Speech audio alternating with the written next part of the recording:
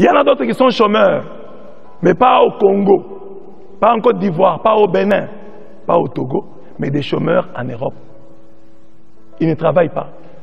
Eux, c'est l'aide sociale. Le gouvernement français me paye à ma qualité de chômeur. Le gouvernement espagnol me paye à ma qualité de chômeur. Mais cherche du travail. Le travail ennoblit. Le travail te donne de la valeur. L'argent que tu bouffes en travaillant est différent de l'argent que tu reçois en aide. Tu te déshumanises. Quand tu préfères être chômeur et manger l'argent d'autrui. Oh non, les Blancs nous ont beaucoup volé. Nous allons leur voler aussi leur argent. Non! Ce n'est pas toi qui vas résoudre ce problème-là. Laisse ce problème-là au gouvernement. Un homme qui ne crée pas d'entreprise, qui ne crée pas d'emploi, c'est un paresseux.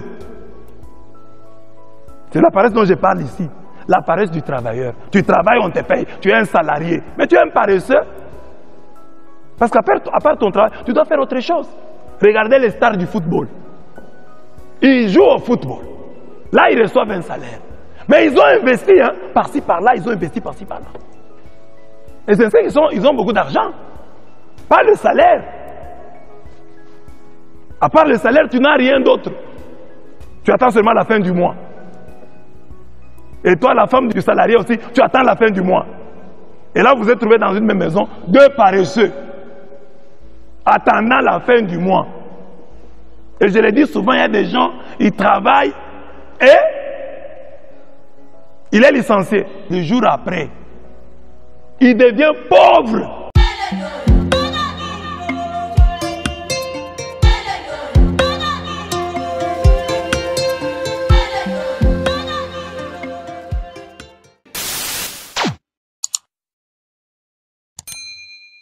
Bonjour la diaspora, bonjour mesdames, bonjour messieurs. Je m'appelle Arnold Minot et je vous souhaite la bienvenue dans cette nouvelle vidéo. Aujourd'hui, nous allons voir ensemble pourquoi est-ce que, selon moi, les Africains sont des paresseux. Alors, je tiens à préciser avant de commencer que dans cette vidéo, on va parler uniquement des Africains de la diaspora. Lorsque l'on remonte le fil de la construction des nations les plus avancées sur la planète, par exemple les États-Unis, le Royaume-Uni, le Canada, la France, la Russie, pour en citer que cela, on peut s'apercevoir aisément qu'il n'y a pas eu de répit dans leur élan de bâtir et d'améliorer la condition de vie des populations. Tout ce qui forme actuellement leur suprématie repose en grande partie sur la vertu du travail. La révolution industrielle en Angleterre, la révolution française, la conquête de l'Ouest américain sont d'autant d'exemples qui témoignent que c'est l'homme qui donne avant tout un sens à sa vie. Ceux qui sont devant ne perdent pas une seule occasion de progresser davantage. Ce sont les derniers qui passent leur temps à s'amuser. Selon moi, les Africains ont mal compris la notion de la liberté et la conduite de leur propre destin. Nous allons voir ensemble pourquoi est-ce que selon moi les Africains sont des paresseux. Et ceci en 5 étapes. La première étape, c'est ce que j'appelle l'aide de l'Occident. Un Africain, quand il quitte le continent avec beaucoup de rêves en tête. Le problème, c'est qu'une fois arrivé en Occident, il tombe dans un piège et ce piège consiste à toucher les aides de l'État. Donc, il devient naturellement dépendant aux aides de l'État, dépendant au système. La deuxième étape, c'est l'argent facile. Une fois que l'Africain commence à toucher les aides de l'État, on le retrouve dans les bars PMU, en train de jouer aux jeux de hasard, en train de jouer aux chevaux pour espérer gagner de l'argent facilement. La troisième étape, c'est ce que j'appelle le système de la société.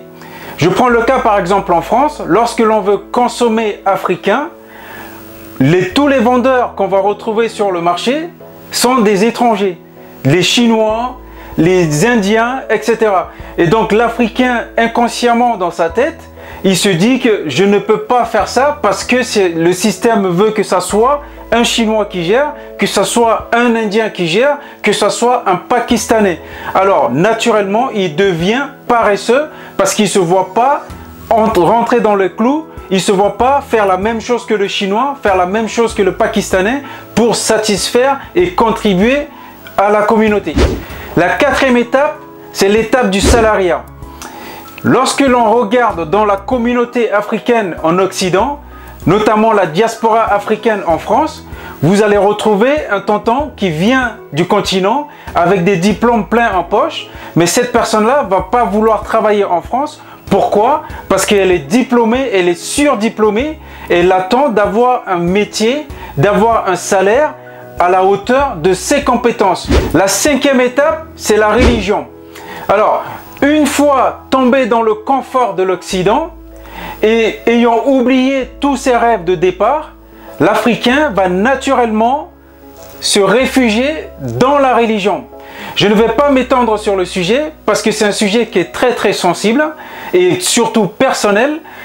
Dans la prochaine vidéo, je vous parlerai des 5 habitudes qui ruinent complètement la diaspora. J'espère vous avoir été utile. Je vous invite, si ce n'est pas encore fait, à vous abonner à cette chaîne YouTube, à liker cette vidéo, à la partager autour de vous et je vous dis à très bientôt. Au revoir.